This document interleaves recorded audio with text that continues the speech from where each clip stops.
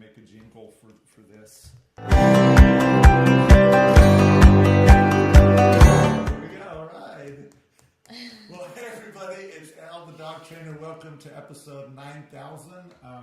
What episode is this, Jade? What 26. 26. Welcome to episode number 26. So excited to be here tonight with you guys. We've got, Mandy actually said a few minutes ago that we actually have a ton of really good questions. I think we have about 7 questions, 7 or 8 questions to actually start with. How many? 7. Yeah, so we got about 7 questions to start with. Of course, we will be taking your questions as well. So if you've got any type of dog training question, any type of business question, question about Mandy's awesome stones, which I don't have here. We could probably take some of those questions here too. She makes some really, really beautiful things.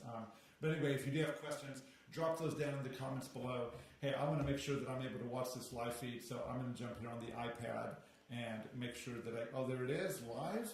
Okay, and let's see if I did a good job of turning my volume down. Yes, I did that right this week. It's about so time. Very happy. Okay, thank you for the 2 of you guys that are watching. Mom, I know that's one of you. I love you.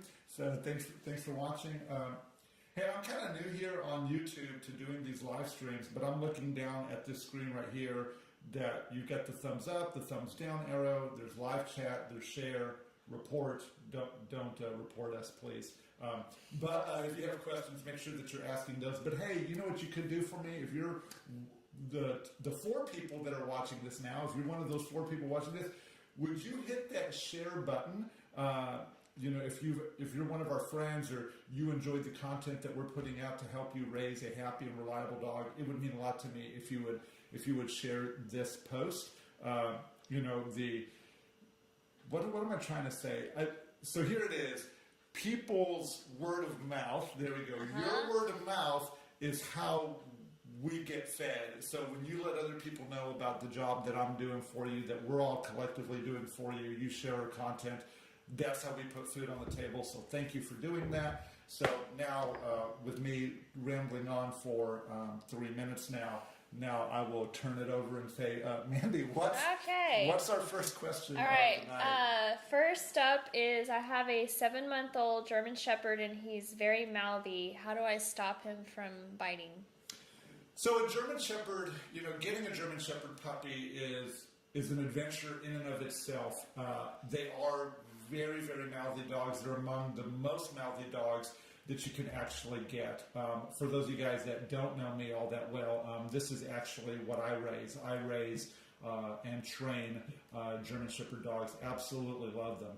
But it is tough. One of the things that I do, and I should have had this next to me, but one of the things that I do, and before I give you the answer to the question of how do you actually address this issue, one of the things that I do is I want to make sure that I'm as tolerant in the beginning stages with my German Shepherd puppy as I possibly can. So if you have an 8-week-old, a 12-week-old, even a 4, 5, 6-month-old, any of those ages, I like to be very, very tolerant with those dogs. So what I wear, and especially right now, I wear a hoodie that covers my entire body, even my hands. So that way, when they do nip and they do bite, I'm indifferent to it. You should see the cargo pants somewhere or another, like these really bright camouflage pants.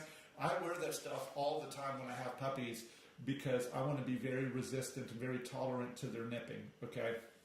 In those early stages, what I really like to do for those dogs is I want to show them how to appropriately bite.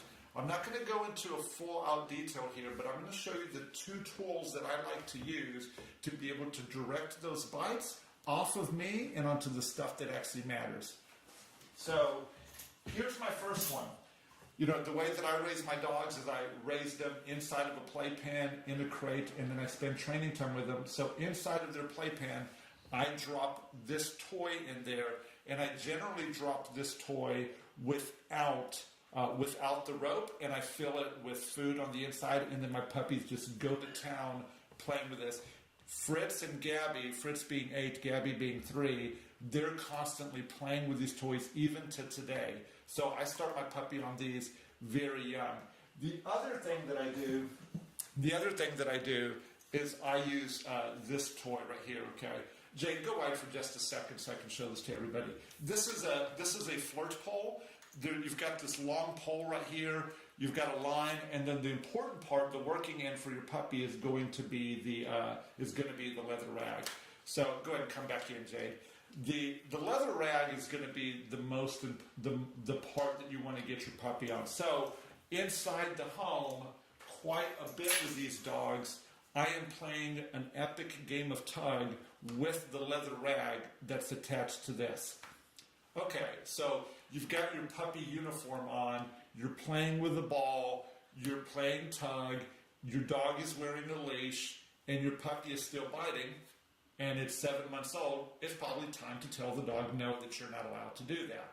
Just remember this, any behavior, human, dog, or otherwise, are changed by the emotions that come immediately after the thing that they're doing. So if your puppy is actually biting you, you've got to discover that thing that actually makes them frustrated or uncomfortable to tell them to do that particular thing less. So the problem with the frustration method for humans is that you have to be patient through the process while the dog is understanding that you don't want it to do it. But if you make the dog uncomfortable, it tends to be quick, but you can be too fast to correct and do that. Now, I'm okay with you correcting the dog if you're doing those other things. If you're playing with a ball, if you're playing with a leather rag, if you're being as tolerant as you possibly can. But the way that I would correct a puppy is I would actually end up using a prong collar, okay? Now, just any prong collar. This is a Herm Springer prong collar. There's different sizes. You need to understand how they work. But I would use a prong collar attached to a line. It would be on my puppy when it was very likely to nip and bite at me. When they nipped me, I would calmly say the word no, and then they would get a pop from the collar. It would be firm, and if it was firm enough, they would stop, okay?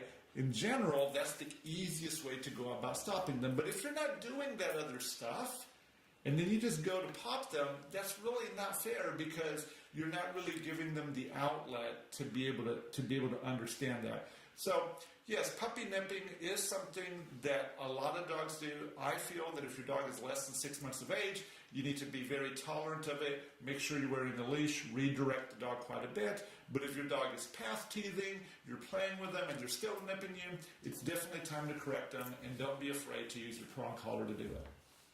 All right, that makes sense? Yeah. Yeah? Okay. Mm-hmm. Yep. All right, so what's next? Someone says their dog likes to eat poop, and they want to know what they can do about that. Brush their teeth first.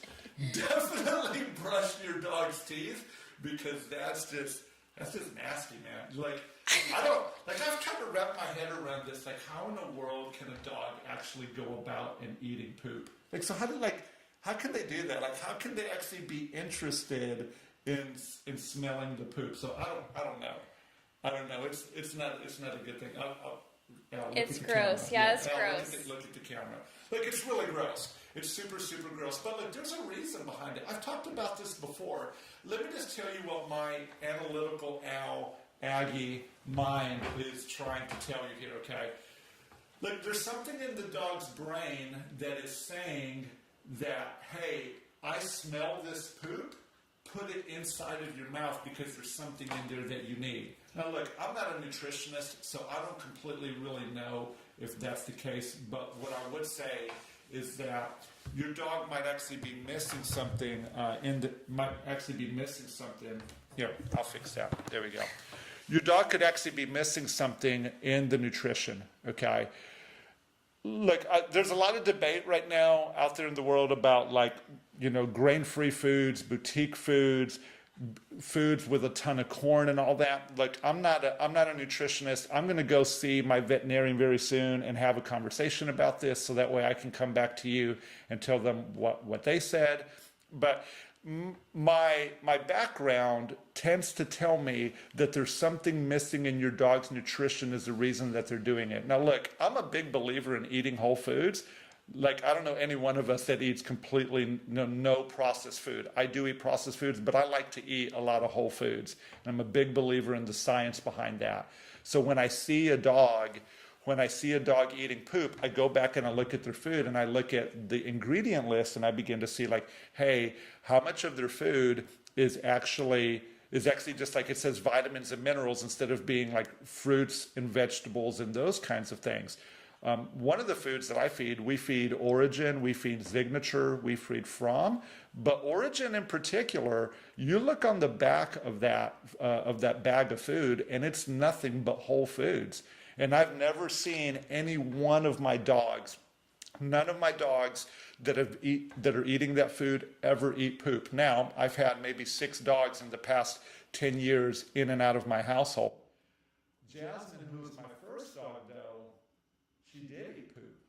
She ate poop, and I'm not going to name the brand of food that she was on, but it wasn't any of the ones that I'm currently feeding. And then as over the years, I noticed that as I came away from this food that had a very heavy corn content in it, and I've switched my dog to something that had more meat in it, that those things began to go away. Now, look, that's anecdotal at best, and so I don't know that it's hard, and it's definitely not hard science, but it's been my experience that as I moved from a corn-based diet into a meat and fruits and vegetables, that type of thing began to go away. I don't actually believe that you should manage this the way that we manage behaviors. We manage behaviors by putting reward or punishment on the other side of the thing that the dog does. I don't think that you should punish your dog for poop eating. You should manage your dog. If your dog is eating poop and you know this, you go out there with a leash. When they poop, you pick it up with your bag or whatever you have, and don't give them the opportunity to do that. But seeing your dog eat poops tells you that there's something going on in the brain that's sending a signal to the nose that's telling them, put that in your mouth no matter how gross it tastes. So that's really what I think is going on with poop eating. If your dog is doing it, do not punish your dog. Get your dog into a higher grade food. Spend 6 weeks, maybe 4 weeks feeding that higher grade food before you can really expect that your dog won't be doing it. Okay. All right. So what's next? Yeah, what's next? So speaking of food, what do you think about freeze-dried food? All right, then now we get this back. Okay, yeah, that's probably going to blow y'all's ears up. Okay. So look, and I know one of my clients actually asked this, and hey, Sandy, hope you're doing well. If you're watching this now live, or if you're watching this after the fact, the thing with freeze-dried food is I don't use it. I've given it to my dogs as like a treat, but I just don't know that the freeze-dried food is really all that great of a thing. Like what I've noticed is this, okay? With freeze-dried food, people are putting it in their bowls, adding water to it, and reconstituting it. And that sounds great, and I'm not sure it's exactly the reason why people are doing it. Like, Mandy, do you know? Like, have you ever fed? Yes. Yeah, so do you know anything about this? Anything about this subject about freeze-dried food versus other things? Because this is, frankly, I've used it as treats and just kind of in between things. So the reason that I used the freeze-dried food is because we thought that the foster dog had like a yeast allergy, so we were trying to feed it. Just the best we could without having anything that would. So is the freeze-dried food a limited ingredient food then? Does it have that? My understanding, okay. I don't know this for sure, but my understanding is that it's like real. I thought it was like the next best thing to raw, but don't quote me on that. Yeah, guys. So look. The answer on the freeze-dried food is I don't use it. I don't use the freeze-dried food. What I tend to do, and we're like this. So this is Origin. This is kibble. Your dog is going to need a ton of water after they do this because the kibble is dehydrated, and so your dog is going to need to drink quite a bit of water. But this food right here, like I'll tell you, like when you open a bag of this and you've been feeding some different foods, there's going to be a very rich odor that comes off of it. It actually doesn't smell bad. It's actually pretty appealing. I'm not going to eat a piece of food if that's what you're thinking. But anyway, so Origin is really good. One of the other things that I do, and I actually recently talked about this, is I use this food as well. This is Red Barn beef roll. And so Red Barn, this is not necessarily a raw food. It's not a kibble. It's kind of in between dry and wet, but it's a really nice food. What I'll tell you is that my dogs absolutely love this. Now, just to be clear, it's my opinion that the nutrition of the Origin is considerably better than the nutrition that you're going to get out of this. But if your dog has pretty good nutrition, you're feeding that, you need to introduce something like this to add some novelty into your training program, then I really think that like a semi-moist type of food like this is going to be better. And that's one of the reasons why I just don't do dry food, because, well, the freeze-dried food, because I see these two alternatives and then I also see raw, and I'm like, why would I choose that? So that's really my take on it. I hope that's brought you some value. Maybe it's not the answer that you're looking for, but if you're not really sure, I would head down to any one of the local pet stores here, talk to them about what they've what they know, but that's really the best thing. That's the best advice that I can possibly give you. Okay, what's next? How do I teach my Doberman to walk on a leash? Dobermans, I actually walked a Doberman was it last night or the night before? Every day kind of blends together, but like, how do you do that? Like, how do you actually teach your Doberman to walk? Well, it's not a lot different than you would train like any dog to walk. The first thing I want y'all to actually kind of think about is the equipment that you're using to communicate to your dog. Something that I say to a lot of my clients the very first time that I walk into the door is I'm actually telling them that your equipment is your conduit for communication. Like, most of us are actually trying to speak English to our dogs in the beginning, and that can actually be a problem. The very first time that I actually start training a dog, I'm very, very silent. So when it comes to your Doberman, it's not very different, okay? The first thing that you want to do with your Doberman is you want to discover the food that they really like, and then simply put the dog on the left-hand side of your body and then begin to feed them.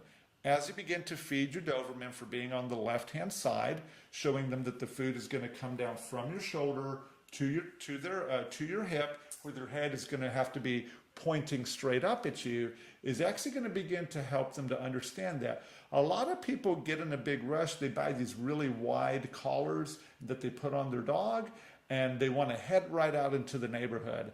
And I get that. That's not really a terrible thing, but if you really want your dog to walk on a slack leash, I spend quite a bit of time with no distractions around, where the puppy is very hungry or the dog is very hungry, simply feeding them for being on my left-hand side. With Gabby, the way that I train Gabby to actually walk with me is I have a hallway here on the other side of my home that every night I was in the hallway, Gabby by my side, and me feeding her the entirety of her meal for being there. I am going to get another puppy this year, so we're going to be documenting that whole process. And as a matter of fact, today I had about an hour, and I actually filmed a whole, like, maybe it's about a 10-minute virtual reality video just kind of walking you through the steps. And I'm hoping to have that available for you guys here in the next week to show you, just to kind of get you in the mindset of how to teach your dog to be on your side. But the first step to teaching your Doberman to walk on the side is to make the left-hand side of your body very, very valuable, and to teach them to hold their head up. And that's a good place to start. Okay, let me get that back to you. Okay, all right. What's the difference between the training that you offer and the training at Petco? A lot of money? No. Well, look, my price is higher, but the value that you're going to receive from training with me as opposed to training with Petco is immense. I told this to a client yesterday. I told them that, here's the prices of our courses. The 4-week class is $5.99. The 5-week class is $6.99, and the 6-week class is $7.99. So I told them that, but I told them that I wanted to provide them, regardless of the course that they chose, about $3,000 worth of value. Like, I really feel like I have to disproportionately give. There's several reasons why we charge what we do, but I'm going to give the differences. One of the reasons that we charge what we do is because I have to have your investment. And when you invest yourself into the training process, I know you know this, your results are actually going to be better because of that investment that you make. And I noticed that as over the years that I've been doing this and my prices have changed, when I actually got to a certain point in my pricing, I noticed that the commitment of the people was actually considerably better. So that's one thing. But what are the differences? Okay. So here's the main difference, and these are in general. If you work at Petco and you've been doing this and you've been helping dogs, this is not a knock against you. But what I will say, this has been my experience, what I've seen over the years, the past 14 years that I've been doing this. The person that's there, that is the trainer, they are doing their best, but they don't have the knowledge or the experience to be able to handle a lot of different circumstances. So one, just the knowledge base. The other thing is, and I'll tell you this, I'm an entrepreneur. My whole life is based on the fact that I train dogs. The people there, you don't necessarily see that maybe it's a part-time job. Maybe they're going through college, which are not bad things. I'm not knocking them, but they're not paying their mortgage based on their ability to be able to train dogs and provide excellent service, which is something that I do. But what's the biggest difference between me and even the Petcos and the other big box stores? Is that we've actually accomplished stuff. Not only have we competed in a very difficult dog sport with our own dogs and won, not only have we developed people for those dog sports and they're doing well, not only are we developing other trainers and those trainers are now teaching people, but every time that we walk into a home, their dogs come out immensely better than what they were when we started. So the proof is really in the pudding. And I said this to a client today, and it wasn't in regards to my training, it was to a training tool. I said, you get what you pay for. And I'm very happy to actually guarantee my work. If you buy my best class, and I don't know what I'm doing and I get to the end of that, I will keep showing up for free until that happens. And I don't know of anybody else in the city, or I don't really actually know any other dog trainer in the United States that makes claims like that. So, I'm a little passionate about this because I really believe in the dog training that we're doing and really helping people to the best of our ability. So, the biggest difference is the knowledge, the experience, and the sheer commitment to doing it. As a matter of fact, how many trainers at Petco do you know that do live shows and that pay for other people to be there while they do it? So there's my take. Hey, if you're doing Petco training, good for you. Train your dog, gain knowledge about what works and what doesn't work, and if I can ever help, that's what I'm here. That's what I'm here to do.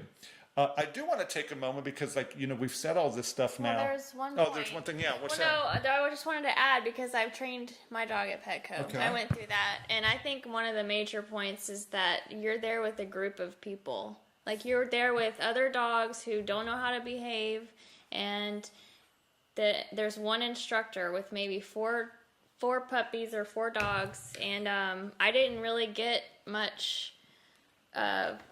Something that I didn't say, guys, and and I talk about this, and now it just left my brain. It just literally was on my mind, and I just totally forgot. But the group thing. But it was a group thing. There was something about being in a group, but you're not actually getting trained. You're not learning what are the languages of dog training. How do you actually structure a sentence to the dog? What is the proper way, or what are some of the techniques that you can use to be able to go from, how do you make your voice important? Do you know that you should say, good dog, and then reach into the treat pouch, come and bring the food to the dog's nose, and then pet the dog in that order to be able to figure out. So a lot of the training that you're going to see at those places, what ends up happening is that they don't know to teach you that. They're actually training the dog to do stuff, and the dog is getting it just because of the sheer volume of repetitions that they're throwing at the dog. But you're not necessarily learning how to train your dog. Yeah, you're learning how to teach him how to sit and how to they teach the leave it command. They teach you how to show your dog to do something, and then you're supposed to go home and practice it. So you learn maybe 3 things Well, look, I in think the there's course? a few more than that because I'll be fair. Like I actually started off at PetSmart, you know, training with Jasmine, you know, 14 years ago. And I just remember, like, I went through class 1, I went through class 2, I went through class 3, and I'm like, my dog still can't do all the things that I wanted to learn. So then that's when I started looking for, you know, private dog training schools. And I saw, like, that's really where my education started. There's a, you know, there's a dog training school here in Houston that, man, I just love them. They do fantastic agility. I got my start there.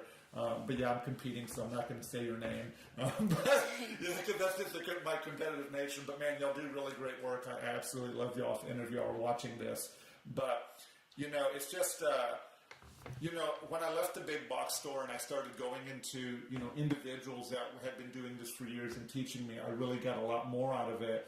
But like I'll tell you, I've learned more about training dogs being a professional and doing it on my own. But obviously, like my career, like the training that I received prior to being a professional was about 5 years. And then as a professional, now I've been at this, I guess all over LinkedIn, everybody's saying thank you. I've been doing this now for 9 years. Yeah, Andrea said she's currently in week 5 of a Petco program, and she's learned more from your videos than Let me let Mandy talk. than what she has in the program. That's all. Andrea, come train with me, okay? Because I can help you, Andrea, okay? And look, if I need to do it for free, you just tell me what you want, and I'll create videos around that. And I would really love to help you. But if you want to see a phenomenal difference, I would encourage you to sign up for the training consultation. It's a $99 refundable deposit. I come to you here in the city. We have a talk. You get to see me face to face, you know, like this, but we sit in your home. We have a conversation about what's going on with your dog. I teach you some stuff that are specific to your dog and things that are in general.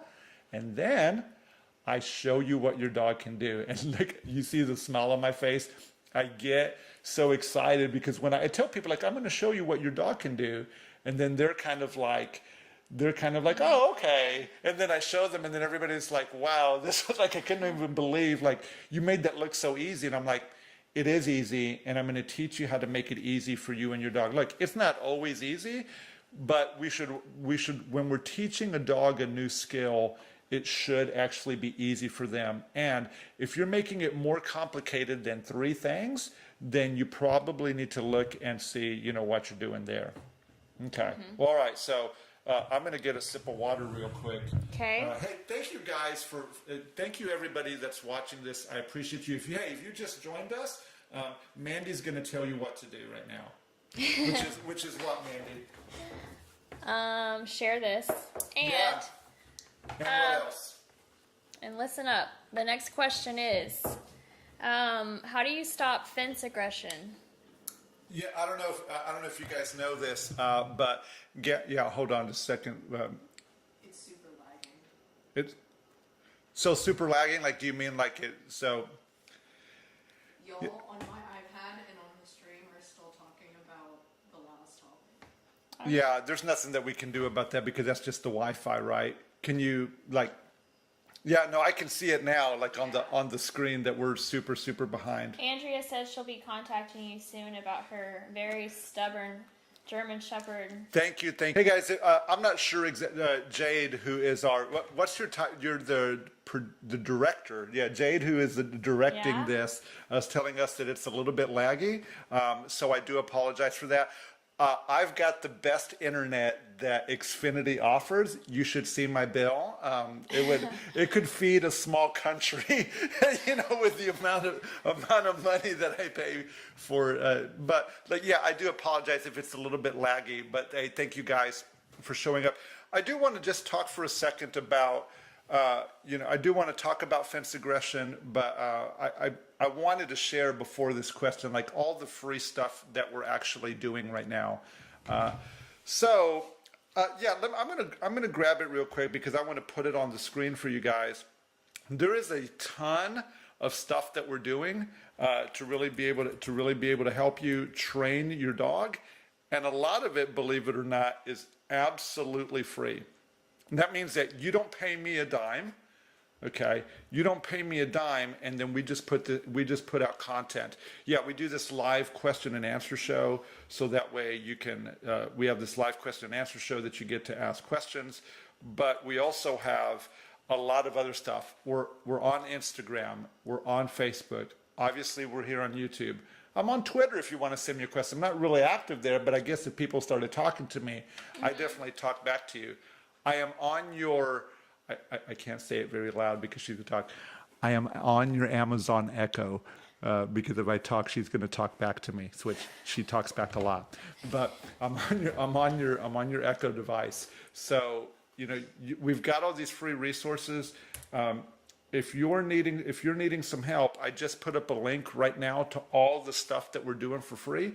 Simply go there and partake of it. We've got a newsletter that will eventually come out that you can learn a whole bunch of things about. I'm teasing Mandy a little bit right there because she's working on the newsletter. It's hard, actually. It's kind of hard to, I tried to sit down to it and I just looked at it. I'm like, oh, this thing is so frustrating. I know, but yeah, we'll talk after the show. Yeah, we're gonna talk after the show about getting a newsletter out to you guys. But look, we've got all this free stuff that can be really useful. So, hey, if it would mean the world to me, if you would go and partake of any of those things. We put those out there for you guys. But if I can provide, just any type of value, just please let me know. All right. So, So the question was about fence aggression. How do you stop it? Okay. So how do you stop fence aggression? For those of you guys that do not know, Gabby actually struggles with this. We actually have some dogs next door that they come to the fence, they're barking, and Gabby is a territorial dog. And this has actually been an ongoing struggle for us. So one of the things that I preach to my clients, and I'm actually going to preach to myself a little bit, is be prepared to be relevant. Like, if you know that your dog is struggling with fence aggression, why don't you have a leash? Have your leash, okay, right by the back door, or whatever door that is going to, where the fence is going to be at. Have your leash on there. Have your training collar, your slip leash, your prong collar, okay. Any one of those, okay, and then go out there with your dog. And then when your dog actually begins to become, begins to get puffed up, you're going to see those hairs on your dog's back go up. Get your dog out of there.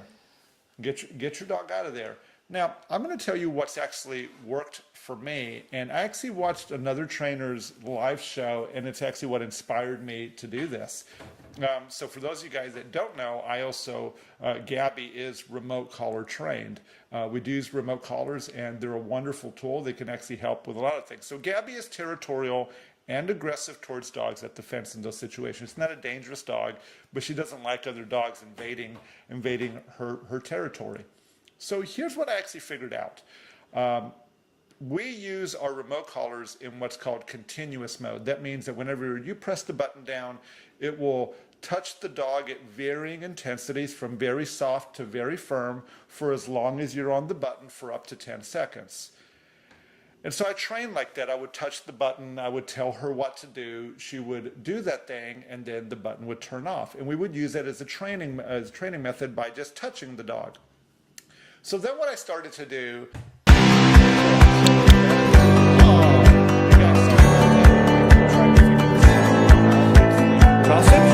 to this money pit that is the live show. Jay thinks, because if you guys could see this, there is 1, 2, 3 iPhones, 4 iPhones, 2 iPads, and another iPad back there, and a television. And we think there might be some kind of interference. There might be some kind of interference with all these devices running. We all obviously got lights as well, and I'm a bionic man. So so I don't know. That's just I'm just throwing that out there. So what I ended up doing with the fence aggression is this. Okay, I had the remote collar on Gabby. She went into the backyard. And the moment that I saw her begin to get defensive, I had the remote collar on high. I had the remote collar on momentary mode where it would just send out one individual pulse at the highest level of the collar. And right before I touched the button, I said no. I touched the button, and it was pretty strong, but she understood at that moment that I don't want you to go over to the fence. And that's working actually pretty well. I have to actually remind her maybe once every 2 to 3 weeks, maybe once a month, that I can still do this, that I don't want you to go over to the fence. I'm really a big proponent for the collar because I'll tell you, at one part of this whole dealing with the fence aggression thing, I would look at Gabby's face and she was cutting her face up because she was at the fence, banging her nose against it and cutting her face up. And I didn't like that. I didn't like that she was cutting herself up. So I'd rather just tell her, like, look, no, you're not going to go to the fence and become aggressive. And then after she moves away from the fence, then we do stuff. We play games. We do all the stuff that I want to do. So the way that I deal with the fence aggression is I use my remote collar. I condition my dog to what it means. And then I turn it up to high. And that is very uncomfortable. And I don't recommend doing that for a ton of things. But I turn it up high, put it on momentary mode, told the dog no, pressed the button, and she stopped. And so that's really the best advice that I can give for fence aggression. Okay, and so now we got one more, I think. Yeah, one more question. How do I get my dog to give me a frisbee back? Okay. For dogs, there's a couple of things that go on whenever you're trying to get an object back for them. The thing that you have to understand about the vast majority of dogs, unless they're natural retrievers, is that dogs want to possess things. Okay, like this ball right here. You throw this ball and the dog gets it in its mouth, and it's like, wow, this is really great. I want to keep it. It's so enjoyable when I bite down on it. I get this nice little reflex out of it. Man, it just feels so good for me to do it. That's actually a pretty big rush for a dog to go about doing that. So you got to understand that it is rewarding for your dog to have a thing in its mouth. Now, it's rewarding for us to play a game, and when they don't do that, we become frustrated and we can lose our cool. So what I'll tell you is the way that I solve this problem is not only do I have one of these, but I have two. I have two. So, we sell these in pairs, but get you two, get them on a rope because it'll make it a lot easier for you. I think I'm going to make a video here in the next couple of days showing you guys this, what it looks like, but I'm going to describe it right now. The first thing that I show my dog when I have these balls and I get on the floor with them is I'll actually sit with one of my legs raised up, but I'm kneeling on the ground, but one leg is kind of elevated above the ground. And then I'll make the dog chase a ball through my leg, and then I throw the ball like against a wall. Then when they get it, I have the second one, and I begin to tease them with the second ball. When they drop the ball that's in their mouth, I make them run through my leg, and then I throw the next ball. And I'm going to show you guys what that actually looks like here very soon so you can see how I end up conditioning this with the dog. But as I show the dog, run through my leg and I'll throw the ball. Run through my leg and throw the ball. If I start with that move first, then when they have the ball that you've thrown far away and you show them you have the second one, then they come running back, and then you can actually get this nice little loop going of they're going out and back, out and back, out and back. Eventually what happens is you actually just get down to one because they understand how the game works, and then you don't need that second ball. They're actually happy to exchange it so that way you can just throw it again. It's funny because today I was scrolling on Facebook and I saw that, there was this meme that says that, anyway, I'm going to tell it terribly, but there was all these dogs looking like you actually want us to give you the ball back. It was pretty funny. It's not funny here. Sorry about my terrible joke. But hey, having the ball, getting it through your leg and throwing it, but having two balls, playing with the dog has one ball in its mouth, grabbing the rope that's on there, isolating it from the dog getting it, and then starting to move the second ball around, and then have the dog let go of this one to chase the other one, create a nice even exchange, will really begin to help you to be able to do that. So hey, hope that helps. All right, was there any more questions on there? Well, guys, hey, thanks to everybody that's watching this. It looks like we're about 42 minutes into it, but I appreciate each and every one of y'all that tuned in tonight. We absolutely love you guys. So Jade is doing a fantastic job directing this. Mandy, thanks again for all this. But hey, we love you guys. If I could ever do anything, I know I say that all the time, but I truly mean it from my heart, that if you need me to help you with your dog, if it has to be free, if you need me to coach you, there's all sorts of different things that you can choose from that we're doing for you. But stay tuned, because we've got greater things coming. So anyway, have a great night, and we'll talk to you guys soon. Take care. Bye.